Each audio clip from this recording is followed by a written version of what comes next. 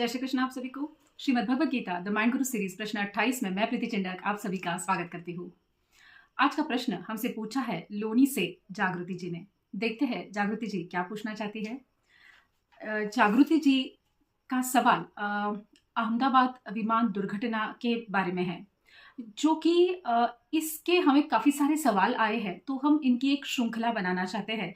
मतलब इससे रिलेटेड जितने भी क्वेश्चंस है यह हम इस सीरीज़ में द माइंड गुरु सीरीज़ में हम एक के पीछे एक लेते रहेंगे और सभी को ये उत्कंठा है कि इसका क्या कारण है। तो गीता जी से ही जानते हैं कि गीता जी के वहाँ पर सही सलामत अजरामर होने की क्या वजह है और इसके पीछे का कौन सा प्रतीकात्मक संदेश गीता जी हमें देती है। तो गीता जी में ही इसका क्या उत्तर है हम देखते हैं। इस श्रृंखला में आने वाले प्रश्नों के उत्तर जानने हेतु हमसे जुड़े रहिए। तो देखते हैं जागृति जी का पहला प्रश्न क्या है। भगवत गीता के सुरक्षित रहने से मतलब जो अहमदाबाद दुर्घटना विमान दुर्घटना हुई उसमें भगवत गीता जी जो सुरक्षित रही उसके बारे में वह पूछ रही है। सुरक्षित रहने से हमें क्या प्रतीकात्मक अर्थ मिल सकता है, जबकि इसके आसपास इतनी विनाशकारी आग लगी हुई थी, विनाश हो रहा था। इस ग्रंथ के महत्व में इसको कैसे देखा जा सकता है। जागृति जी का प्रश्न बहुत ही सुंदर है और जनहितार्थ है और गीता जी का महत्व क्या है यह सभी को समझाने वाला है।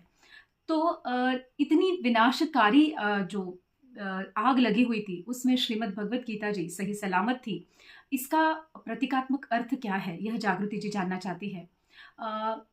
जो इस दुर्घटना में जिनकी भी हानि हुई है उन सभी के लिए हमारी सांत्वना है, लेकिन इसके पीछे वजह आध्यात्मिक वजह क्या है, सृष्टि का भगवान कृष्ण का गीता के द्वारा क्या संदेश है यह जानते हैं।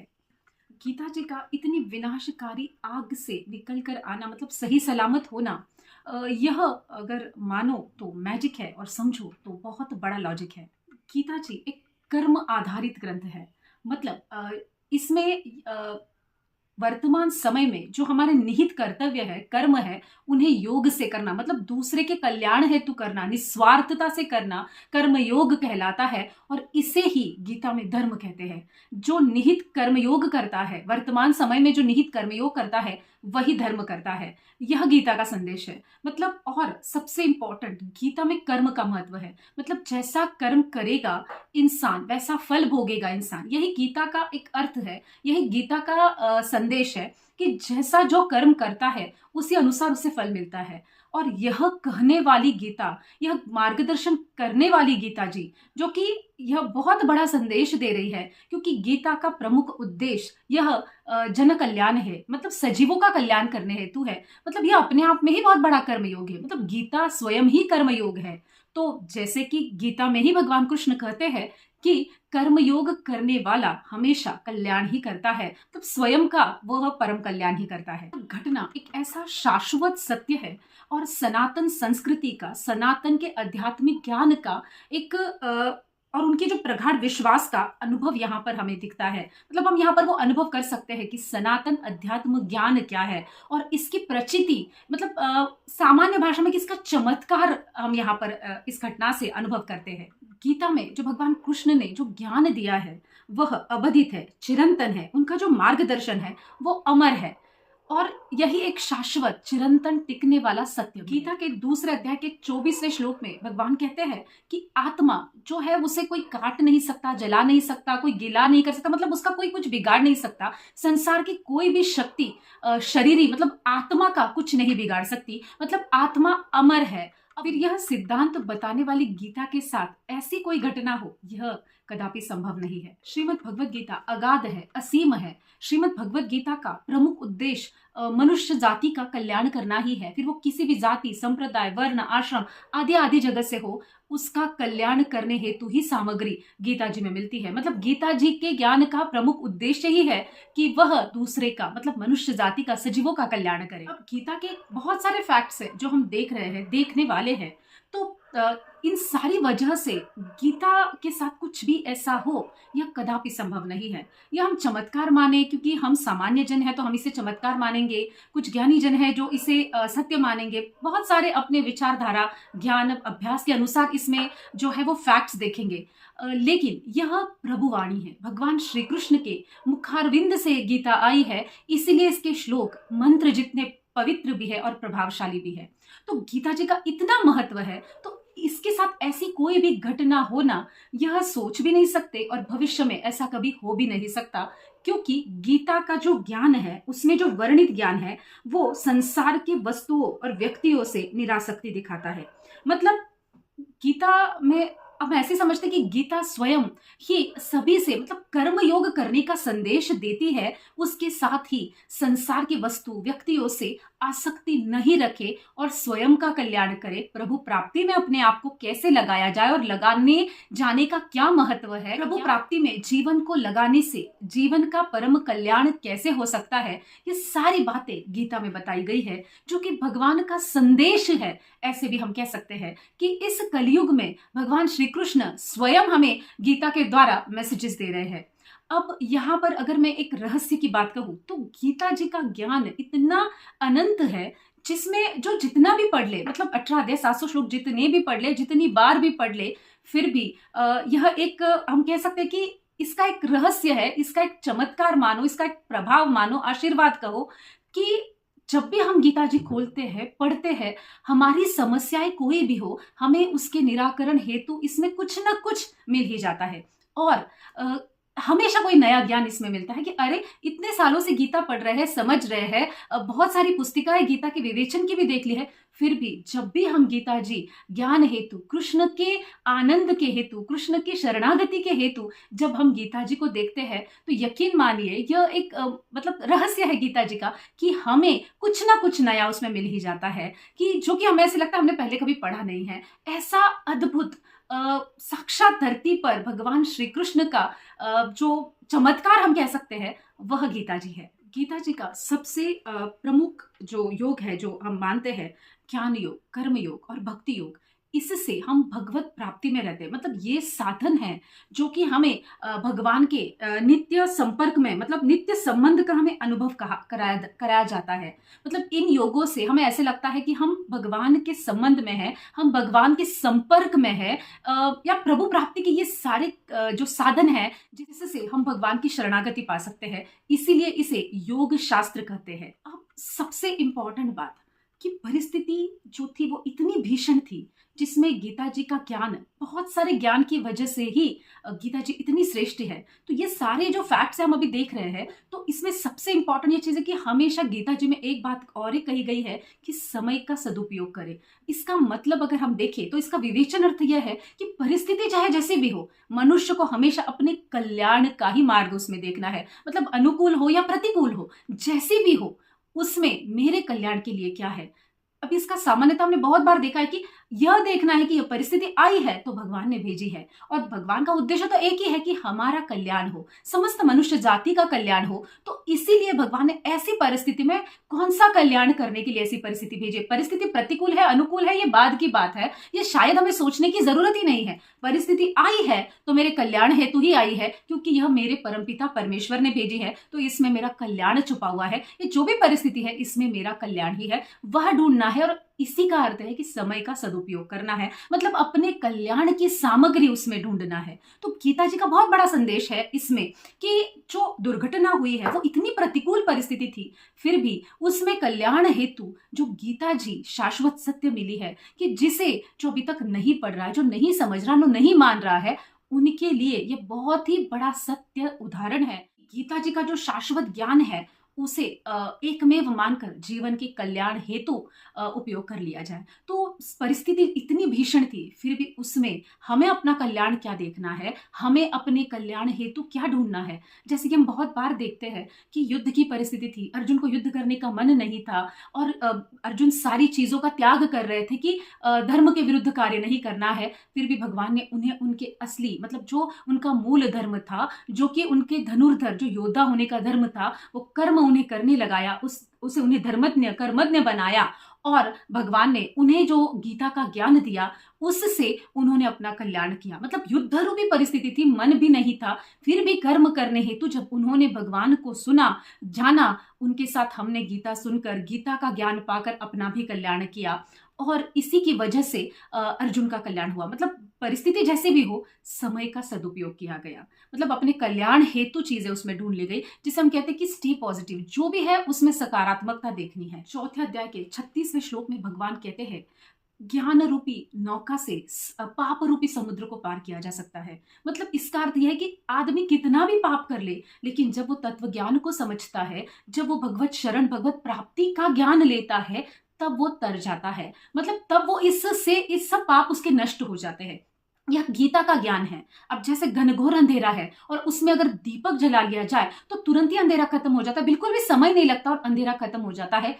वैसे ही इस श्लोक में कहा गया है कि जैसे ही भगवत प्राप्ति के भजन, कीर्तन, जो भी है, भगवत प्राप्ति के मार्ग जब हम अपना लेते हैं, भगवत शरण के मार्ग हम अपना लेते हैं, तो हमारे पूर्व पाप सभी नष्ट हो जाते हैं, और भविष्य में तो पाप करने की, तो मतलब जो भी है गलत काम करने की इच्छा भी नहीं होती, और जब भगवान का साथ मिल गया है तो ऐसे गलत कार्य हमसे होते भी नहीं हैं। तो चौथे अध्याय के 36वें श्लोक में भगवान हमसे यही कहना चाहते हैं कि जैसे ही तत्व ज्ञान का अनुभव होता है, सारा पाप नष्ट हो जाता है। मतलब इंसान हर चीज से तर जाता है जैसे ही वो भगवत शरण ले लेता है। भगवत जब सच्चे मन से वो भगवान की शरण अपना लेता है, तब उसके सारे पापों का, पाप काम यहाँ पर गलत कर्मों का नाश हो जाता है जो उसने पूर्व समय में किए हुए रहते हैं। अब इस अर्थ से मतलब ज्ञान और आध्यात्मिक शक्ति अविनाशी है, और यह मानने वाले, मतलब इसको फॉलो करने वाले, इनका कभी विनाश नहीं होता। मतलब यह भी अमर हो जाते हैं।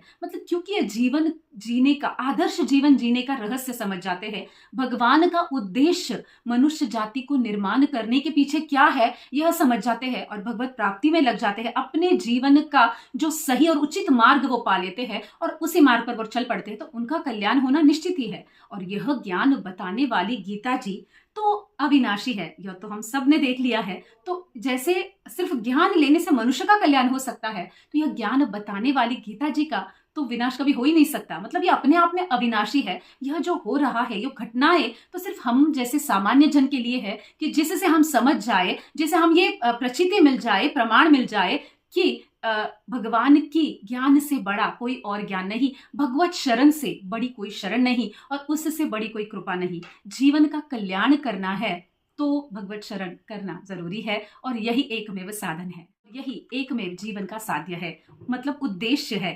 कल्याणकारी जीवन का। परिस्थिति कैसी भी हो, भगवत शरणागति का कभी अहित नहीं हो सकता, और जो कर्म योगी है वह हमेशा अमर रहता है। यह बहुत बड़ी बात गीता का ज्ञान हमें कहता है। अब भगवान परम दयालु है, मनुष्य का कल्याण हो, सजीव सृष्टि का कल्याण हो, यही भगवान का भी एकमेव उद्देश्य है, यह सारी सृष्टि निर्माण करने के पीछे। इसीलिए उन्होंने गीता में ऐसे ऐसे रहस्य, ऐसे ऐसे सीक्रेट्स बताए हैं जिससे हम हमारा कल्याण कर सकते हैं और प्रभु की शरण जा सकते हैं। तो भगवान ने सब कुछ इन डिटेल बताया है, सब सारे रहस्य खोल कर रख दिए, कुछ भी पीछे नहीं रखा है। गीता जी में सब कुछ भगवान ने अपने मन की पूरी बात कह दी है, जो कि हमारा कल्याण हो सकता है। तो गीता जी में भगवान ने सारे संकटों पर मात करने की सारे रहस्य, सारे सीक्रेट्स शेयर किए हैं।